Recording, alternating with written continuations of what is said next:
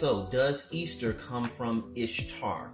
All right, so we get this question a lot all the time during the Easter season and everything like that. My friend Mike has asked me to reach out and kind of provide some answers to you about this particular question. So allow me to explain where Ishtar comes from, and I'm going to prove using multiple sources that Easter as a celebration, the word itself and the celebration has absolutely nothing to do with the goddess Ishtar. Let's go. All right, so when we do the research, we find out that the lie that Easter came from Ishtar comes from one source and one source only. And that is brother by the name of Alexander Hislop. And you can see he lives in the 19th century now, and he had an issue with the Catholic Church, the Roman Catholic Church.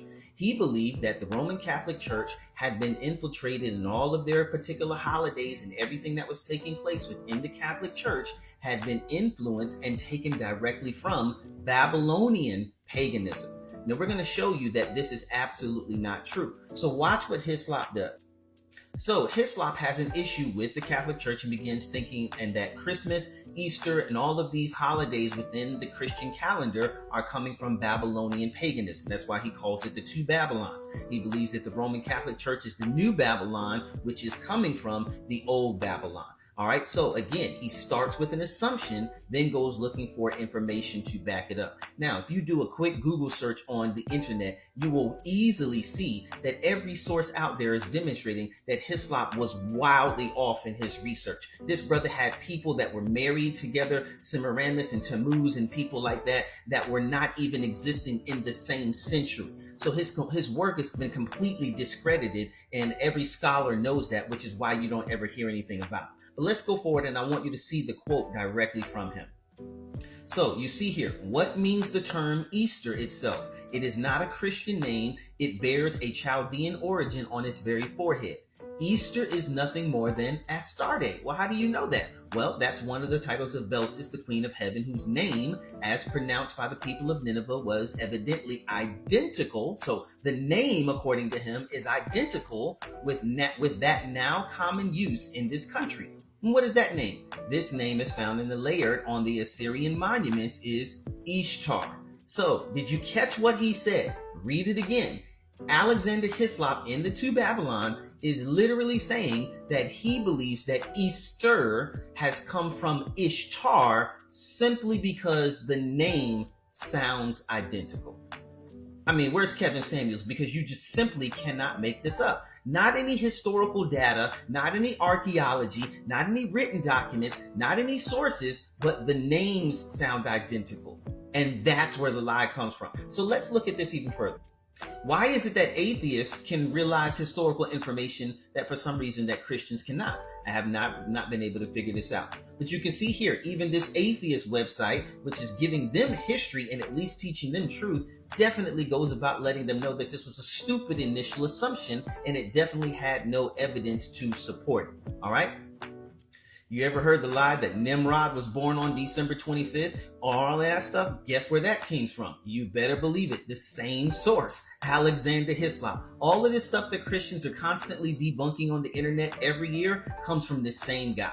All right? So even then, this lie that Nimrod was born on December 25th, again, they didn't even have December 25th as a calendar back in those days. Think about this, family. Do we know how far back Nimrod existed in the book of Genesis? They had no concept of the month of December, which didn't come till 1,000 years later. So again, there's absolutely no way that any of this stuff had any credibility to it, and there's no substantiation to these lies. But the problem is you have a famous atheist by the name of Richard Dawkins. He shares this meme here inside of a Facebook group on the 28th of March in 2013. Now, watch what it says. Easter was originally the celebration of Ishtar, the Assyrian and Babylon goddess of fertility and sex. Her symbols are like the egg and the bunny, were and are still fertility and sex symbols. We're reading this because we're going to debunk every bit of it. All right. And then he goes on. After Constantine decided to Christianize the empire, Easter was changed to represent Jesus. But at its roots, as you can see, it is all about celebrating fertility and sex. Let's find out let's see if that's true. So this is the Bernie relief. Look at the symbols that are associated there with Ishtar. Do you see any bunnies? Do you see any eggs? Do you see anything that talks about that? No, because those are not the symbols for Ishtar. So who was Ishtar? All right, so you can see here that it comes from the Semitic language of the Akkadians. She was the goddess of love, war, sexuality, and fertility, and life and sex and all this other good stuff. But we'll see that her symbols were one of power, not one of bunnies and eggs and everything that was talked about within that particular quote from Richard Dawkins. So one thing that we need to note is that there was more than one Ishtar. Did you know that? So how do we know which Ishtar that they would even be referring to, as if either one of them has any credibility? But one of the things that we can ask in apologetics is just asking a person, which Ishtar are we talking about here? Because clearly here, based upon this quote, you can see all of my sources are always listed. There was actually more than one. And so you see here, as I said, even the Lakota Hammurabi affirms that Ishtar was more about the goddess of war. Her symbols are around power and different things like that. And watch here what he says: "Make Ishtar the goddess of fighting and war, who unfetters my weapons, my gracious protecting spirit, who loveth my dominion. Curse his kingdom in her angry heart." Let's keep going and give him more. I love using atheist websites. Even they will tell you the truth that, again, Ishtar and Easter are not pronounced the same way. To even make this claim shows you how desperate that Alexander Hislop was to try to connect the dots with his faulty assumption that he started with. So you can see here, this particular scholar tells us that there's no evidence to suggest that there's any link whatsoever between Easter and Ishtar. Okay? All right, so you can read it in your own time, but here's more evidence, and I got even more.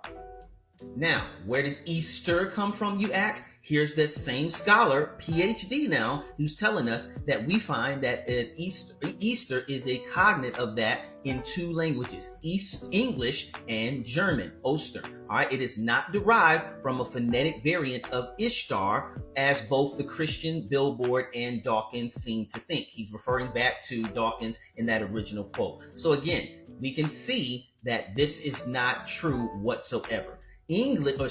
Easter comes from a German word which literally means resurrection.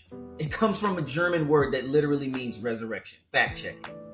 So are her symbols fertility and sex symbols, as Richard Dawkins talked about? Absolutely not. They are not symbols of fertility and sex. Eggs and rabbits and all this stuff, they were symbols of life and birth. So what would happen is that during the springtime, what would happen? Rabbits and different things like that would come out. All of these different things. And so they became associated with the spring season. I can show you the sources that at another time. And so when they came out, it reminded people that we're coming close to the resurrection season. The dawn was arising. Things are starting to grow. We're changing seasons. And so it led people then to become associated with the Easter celebration and a reminder that the resurrection was coming up. What are the symbols of Ishtar? You can see here. Here's one, and I got another one. All right, you can see the symbols are a lion, a gate, an 8-pointed star. Symbols of power, not an egg and a bunny, as Dawkins assumed. Here's another source demonstrating 8-pointed star, again from Mesopotamian artwork. All of this is demonstrating that there's absolutely no truth to the fact that what Dawkins was saying of her symbols being fertility, eggs, rabbits, and all of this other good stuff is ridiculous. So here's another source examining Ishtar and Easter. All right, the claim is made during Easter that offers us a clear homophone. This gives us a false impression that it is actually factually relevant, but it is not. That is not how etymology works. As we said, the name for Easter comes from the Germanic language Ostern and in no way relates to Ishtar. And once again, the festival ultimately derives its name from the Greek word Pascha, which in turn is in the Hebrew Pesach. Listen, Hebrew Pesach, Greek Pascha, Latin Pascha, German Ostern, English Easter. It's all the same word. It is literally the same word. All right. And here we go. Listen, this thing with Constantine is not true either. Easter as a word didn't even exist then. In the 4th century, they would have been using the word Pascha. So there's no truth to that whatsoever as well. I want to give you a couple of quotes. You can stop and pause them in your own time. Here's one giving you the etymology of Easter. Here's another quote from a scholar giving you the etymology of Easter. Again, no pagan origin. Here's another scholar giving you the same information. No pagan origin. And finally there. So as we can see, there's no truth whatsoever that Easter comes from Ishtar. Blessings.